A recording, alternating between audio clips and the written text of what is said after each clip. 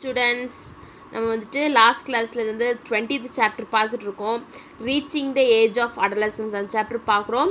So last கிளாஸில் நம்ம என்ன பார்த்தோம்னா ரீப்ரொடக்ஷனில் ஹார்மோன்ஸோட ரோல் என்னென்னு பார்த்தோம். Next reproductive phase of life in ஹியூமனில் இருக்கக்கூடிய ரீப்ரொடக்டிவ் ஃபேஸ் இது என்னென்னா வந்துட்டு உமனோடதை வந்துட்டு ரொம்ப ப்ரீஃபாக பார்த்தோம். ஸோ அதோட கண்டினியூஷனாக நம்ம இன்றைக்கி என்ன பார்க்க போகிறோம் அப்படின்னா மென்சுரல் சைக்கிள் அப்படின்னா என்ன அப்படின்னு பார்க்குறோம். ஸோ பேஜ் நம்பர் 237 இருக்கு. menstrual cycle. The beginning of menstrual cycle marks the onset of puberty in human females. So beginning அதாவது menstrual cycleோட பிகினிங் எப்போ இருக்குன்னா எப்போ வந்துட்டு ஒரு ஃபீமேல் வந்துட்டு பியூபர்ட்டியை அட்டைன் பண்ணுறாங்களோ அதிலிருந்து அவங்களோட menstrual cycle அப்படிங்கிறது வந்துட்டு ஸ்டார்ட் ஆகும் அப்படிங்கிறாங்க. The menstrual cycle begins with casting of endometrial lining of uterus and bleeding. So வந்துட்டு இந்த menstrual cycle அப்படிங்கிறது வந்துட்டு எப்படி வந்துட்டு பிகைன் ஆகும், எப்படி வந்துட்டு ஸ்டார்ட் ஆகும் அப்படின்னா எண்டோமெட்ரியல் லைனிங் யூட்ரஸில் இருக்கக்கூடிய எண்டோமெட்ரியல் லைனிங் வந்துட்டு க்ரோ ஆக ஆரம்பிக்கும். ஸோ க்ரோ ஆகி அது வந்துட்டு அது நடக்கும்போது அது ஷெட் ஆகும். அது ஷெட் ஆகும்போது ப்ளீடிங் வந்துட்டு நடக்கும் அப்படின்னு சொல்கிறாங்க. The casting of endometrium can be considered as periodic preparation for pregnancy. So இந்த எண்டோமெட்ரியத்தோட ஃபார்மேஷன் நம்ம எப்படி என்னவா கன்சிடர் பண்ணுறோன்னா ப்ரெக்னென்சிக்கு ப்ரிப்பேர் ஆகக்கூடிய பீரியாடிக் ப்ரிப்பரேஷன் அப்படின்னு சொல்கிறோம். So the casting of endometrium can be considered as periodic preparation of pregnancy. ப்ரெக்னென்சிக்கு இருக்கக்கூடிய ஒரு பீரியாடிக் ப்ரிப்பரேஷனை தான் நம்ம பீரியாடிக் ப்ரிப்பரேஷன் தான் வந்துட்டு இந்த எண்டோமெட்ரியத்தோட கேஸ்டிங் அப்படிங்கிறோம். Menstruation occurs if an ovum released by the ovary of a woman is not fertilized during ovulation. So menstruation அப்படிங்கிறது எப்போ அக்கர் ஆகும், எப்போ நடக்கும் அப்படின்னா ஓவம் வந்துட்டு ஓவரியில் ரிலீஸ் ஆகும். Ovum released by the ovary release பண்ணக்கூடிய ஓவம் வந்துட்டு ப்ராசஸ் ஆஃப் ஓவியுலேஷன் அப்போ இதாகும். ஸோ எப்போனா வந்துட்டு ஃபெர்டிலைஸ் ஆகலை, அந்த ஓவம் வந்துட்டு ஃபெர்டிலைஸ் ஆகலை அப்படின்னா இந்த ஓவரி வந்துட்டு அது ரிலீஸ் பண்ணிடும். அதைத்தான் நம்ம என்ன சொல்கிறோன்னா மென்சுரேஷன் சொல்கிறோம். So menstruation occurs if an ovum released by the ovary of a woman is not fertilise during ovulation. So ovulation process அப்போ அந்த ஃபெர்டிலைஸ்டு அந்த ஓவம் வந்துட்டு ஃபெர்டிலைஸ் ஆகாமல் நான் ஃபெர்டிலைசடாகவே இருந்துச்சு அப்படின்னா அந்த ஓவரி வந்துட்டு ஓவத்தை வந்துட்டு ரிலீஸ் பண்ணும். ஸோ அப்போ தான் வந்துட்டு மென்சுரேஷன் அப்படிங்கிறது ஸ்டார்ட் ஆகுது அப்படிங்கிறாங்க. So this described below. So இதை தான் வந்துட்டு 7 பாயிண்ட்ஸில் வந்துட்டு டிஸ்கிரைப் பண்ணுறாங்க. ஸோ ஃபஸ்ட்டு பாயிண்ட் பாருங்கள். when a girl reaches puberty at the age of about 10. So 10 ஏஜில் வந்துட்டு ஒரு பொண்ணு வந்துட்டு பியூபர்ட்டி அட்டைன் பண்ணிடுறா அப்படின்னா the sex hormones released into her blood cause some of the ova in her ovaries to become mature. So அப்படி வந்துட்டு 10 years of ஏஜில் வந்துட்டு ஒரு கேர்ள் வந்துட்டு பியூபர்ட்டியை ரீச் பண்ணிடுறா அப்படின்னா அவளுக்கு இருக்கக்கூடிய ஹார்மோன்ஸ்லாம் வந்துட்டு பெட்டில் வந்துட்டு ரிலீஸ் ஆகும். ரிலீஸ் ஆகி என்ன பண்ணுன்னா cos some of the ova in her ovaries. So வந்துட்டு ஓவம் வந்துட்டு ஃபார்மாக இருக்கும், வந்துட்டு ஓவரிஸில் ஃபார்மாக இருக்கும், வந்துட்டு அந்த பிளட்டு வந்துட்டு இது பண்ணும் அப்படிங்கிறாங்க. எதுக்காகனா மெச்சூர் அது வந்துட்டு அந்த ஓவரிஸ் வந்துட்டு மெச்சூர் ஆகிறதுக்கு வேண்டி. Usually one mature ovum is released from one of the ovaries into the oviduct once in every 28 days. This is called ovulation. யூஸ்வலாக வந்துட்டு ஒரு மெச்சூர் ஓவம், அதாவது ஓவங்கிறது வந்துட்டு எக்கு, ஒரே ஒரு மெச்சூர் ஓவம் தான் வந்துட்டு ரிலீஸ் ஆகும். ரெண்டு ஓவிடக்ஸ்லேருந்து இதுலேருந்து ஒரே ஒரு ஓவம் தான் வந்துட்டு ரிலீஸ் ஆகும். ஒரு 2 ஓவரிஸ்லேருந்து ஒரே ஒரு ஓவம் வந்து தான் ரிலீஸ் ஆகி எங்கே போய் இருக்கும், ஓவிடக்டில் போய் இருக்கும் அப்படிங்கிறாங்க. ஸோ ஒன்ஸ் 28 டேஸ்க்கு ஒவ்வொரு தடவையும் இது நடக்கும் அப்படிங்கிறாங்க. This is called ovulation. இந்த ப்ராசஸ் தான் நம்ம என்ன சொல்கிறோம், ஓவியுலேஷன் சொல்கிறாங்க. Usually one mature ovum released from the one of the ovary. So நமக்கு 2 ஓவரி இருக்குது. அந்த 2 ஓவரியில் ஏதாச்சும் ஒரே ஒரு ஓவரி தான் வந்துட்டு ஓவம் வந்துட்டு ரிலீஸ் பண்ணும். எங்கே ரிலீஸ் பண்ணும் அப்படின்னா ஓவிடக்ட்டுக்கு ரிலீஸ் பண்ணும். எப்போன்னா எவ்ரி 28 டேஸ் அந்த சைக்கிள் கம்ப்ளீட் ஆன பிறகு நடக்குங்கிறாங்க. ஸோ அதைத்தான் நம்ம என்ன சொல்கிறோன்னா ஓவியுலேஷன் அப்படின்னு சொல்கிறோம். Before ovulation, the inner wall of uterus becomes thick and spongy and full of tiny blood vessels. It prepares itself to receive the unfertilized ovum. So ovulation நடக்கிறதுக்கு முன்னாடி இந்த யுட்ரஸில் இருக்கக்கூடிய இன்னர் வால்வ் என்ன பண்ணும் அப்படின்னா ரொம்ப திக்காகவும் ஸ்பாஞ்சியாகவும் மாறிடும். எதுக்குன்னா ஸ்பாஞ்சியாகவும் மாறிடும் and full of tiny blood vessels. So அந்த யுட்ரஸில் இருக்கக்கூடிய இன்னர் திக் வால் வந்துட்டு இன்னர் வால் வந்து ரொம்ப திக்காகவும் ஸ்பாஞ்சியாகவும் மாறி அதுக்குள்ளே வந்துட்டு நிறைய பிளட் வெசல்ஸ் வந்து இருக்கும். எதுக்கு அப்படின்னா அந்த ஃபெர்டிலைஸ்டு ஓவத்தை வந்துட்டு ரிசீவ் பண்ணுறக்காக இருக்கும் அப்படிங்கிறாங்க. இதான் வந்துட்டு தேர்ட் ஸ்டேஜ். Fourth stage பார்க்கும்போது the ovum does not fertilize, then the thick and the soft inner lining of uterus is no longer needed and hence it breaks.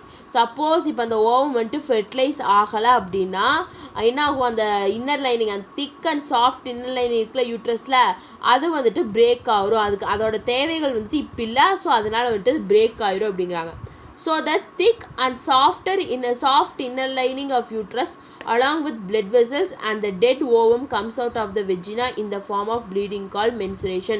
So என்ன நடக்கும்னா அந்த linings thick and soft inner lining இருக்கிற யூட்ரஸில் அதுவும் blood வெசல்ஸும் அந்த dead ஓபமும் வந்துட்டு நம்ம vagina மூலயமா வந்துட்டு ரிலீஸ் ஆகிரும். எந்த ஃபார்ம்லனா ப்ளீடிங் ஃபார்மில். அதைத்தான் நம்ம என்ன சொல்கிறோம் அப்படின்னா மென்சுரேஷன் சொல்கிறோம். ஸோ ஃபஸ்ட்டு ஸ்டேஜில் வந்துட்டு ஒரு கேர்ள் வந்துட்டு அவரோட பியூபர்ட்டியை வந்துட்டு 10 years ஆஃப் ஏஜில் அட்டென்ட் பண்ணதுக்கு அப்புறம் வந்துட்டு அவளுக்கு இருக்கக்கூடிய ஹார்மோன்ஸ் எல்லாம் வந்துட்டு பிளட்டில் ரிலீஸ் ஆகிடும். ஸோ அந்த பிளட்டில் ரிலீஸ் ஆகக்கூடிய ஹார்மோன்ஸ் தான் வந்துட்டு ஓவத்தை வந்துட்டு ப்ரொடியூஸ் பண்ணும் ஒவ்வொரு ஓவரீஸில். ஸோ அதான் வந்துட்டு ஃபஸ்ட்டு பாயிண்ட். செகண்ட் வந்துட்டு ஒரு மெச்சூர் ஓவம் வந்துட்டு ரிலீஸ் ஆகுதா அப்படின்னா ஒரு மெச்சூர் ஓவம் வந்துட்டு இருக்கக்கூடிய 2 ஓவரீஸ்லேருந்து ஏதாச்சும் ஒரு ஓவரிலேருந்து தான் வந்துட்டு மெச்சூர் ஓவம் வந்துட்டு ரிலீஸ் ஆகும். ஒவ்வொரு 28 டேஸுக்கு ஒருக்காவும் வந்துட்டு ரிலீஸ் ஆகுங்கிறாங்க. இதைத்தான் நம்ம என்ன சொல்கிறோம் அப்படின்னா ஓவியுலேஷன் அப்படின்னு சொல்கிறோம். நெக்ஸ்ட்டு ஓவிலேஷனுக்கு முன்னாடி யூட்ரஸில் இருக்கக்கூடிய இன்னர் வால் வந்துட்டு ரொம்ப திக்காகவும் ஸ்பாஞ்சியாகவும் மாறிடும். எதுக்காகனா வரக்கூடிய ஃபெர்டிலைஸ்டு ஓவத்தை வந்துட்டு ரிசீவ் பண்ணுறக்காக. சப்போஸ் அந்த ஓவம் வந்துட்டு ஃபெர்டிலைஸ் ஆகாமையே வந்துருச்சு அப்படின்னா அந்த யூட்ரஸில் இருக்கக்கூடிய thick and softer inner lining இருக்குல்ல அது பிரேக் ஆயிரும். ஸோ அந்த திக் அண்ட் யூட்ரஸில் இருக்கக்கூடிய thick and softer inner lining, so அங்கே வந்துட்டு பிளட் வெசல்ஸ் இருக்கும். ஸோ அந்த blood vessels and dead ovum, so இதெல்லாம் சேர்ந்து ரிலீஸ் ஆயிரும் ப்ளீடிங் ஃபார்மில். அதைத்தான் நம்ம என்ன சொல்கிறோன்னா மென்சுரேஷன் அப்படின்னு சொல்கிறோம். இதான் வந்துட்டு 4th point. Next 5th point பாருங்கள்.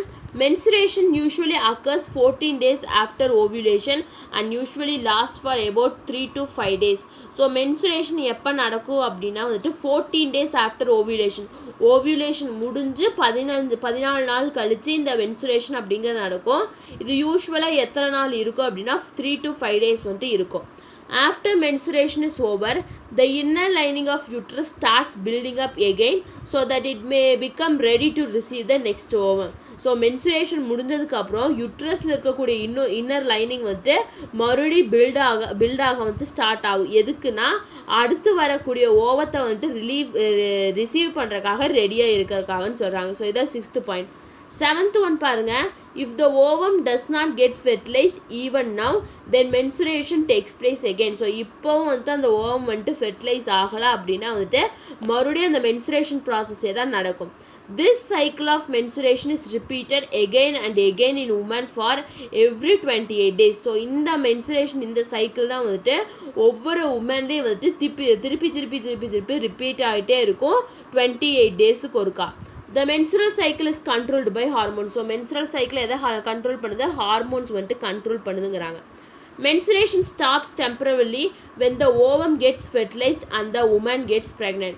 ஸோ இந்த மென்சுரேஷன் அப்படிங்கிற வந்துட்டு ஒரு டெம்பரவரியாக ஸ்டாப் ஆகும். எப்போ ஸ்டாப் ஆகும் அப்படின்னா சப்போஸ் அந்த ஓவம் வந்துட்டு ஃபெர்டிலைஸ் ஆகி அந்த உமன் வந்துட்டு ப்ரெக்னென்ட் ஆகிட்டாங்க அப்படின்னா வந்துட்டு அந்த மென்சுரேஷன் ப்ராசஸ் வந்து ஸ்டார்ட் ஆகும். This is because in this case the thick and soft lining of uterus containing lot of blood vessels is needed for the growth and development of the fertilized ovum to form a baby. So இது எதனால் நடக்குது அப்படின்னா வந்துட்டு யூட்ரஸில் இருக்கக்கூடிய thick and soft lining எதுக்கு முக்கியம் அப்படின்னா வந்துட்டு அதில் நிறைய பிளட் வெசல்ஸ் இருக்குது. அது எதுக்கு முக்கியம்னா ஃபெர்டிலைஸ்டு ஓவம், அதாவது உள்ளே இருக்கக்கூடிய ஊமில் இருக்கக்கூடிய ஃபீட்டஸோட டெவலப்மெண்ட்டுக்கு வந்துட்டு ரொம்பவே முக்கியம் அப்படிங்கிறாங்க. ஸோ அதனால தான் வந்துட்டு இது ஆகுது அப்படிங்கிறாங்க.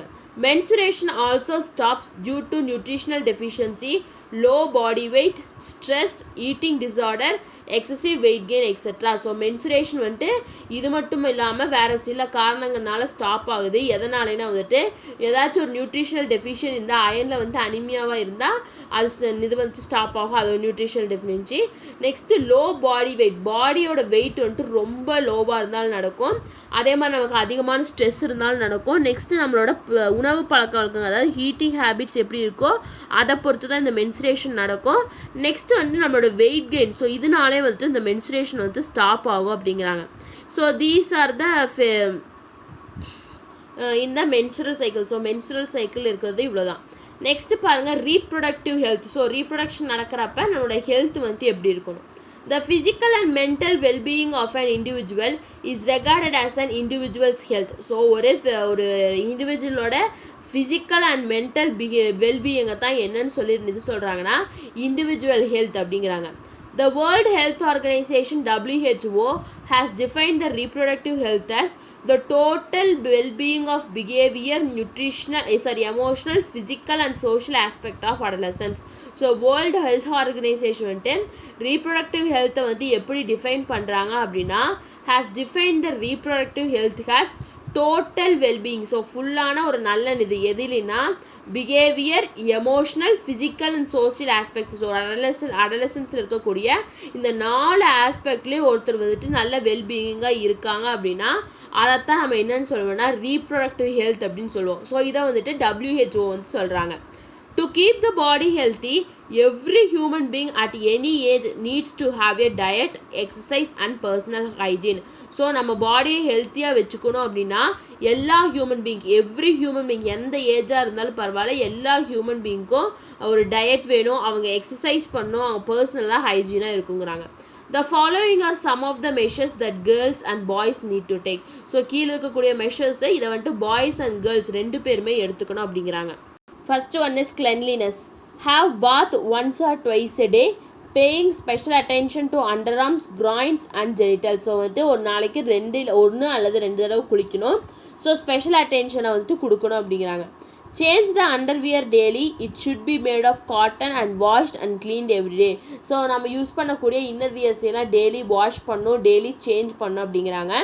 Next, third one, for teenagers, it increased activity of sweat glands sometimes enhances body odor. So டீனேஜர்ஸில் பார்த்தீங்கன்னா ஸ்வெட் கிளான்ஸோட செக்ரீஷன் என்ன பண்ணுன்னா பாடியோட ஓடரை வந்துட்டு மாற்றும் அப்படிங்கிறாங்க. If cleanliness is not maintained, there are chances of having fungal, bacterial and other infection.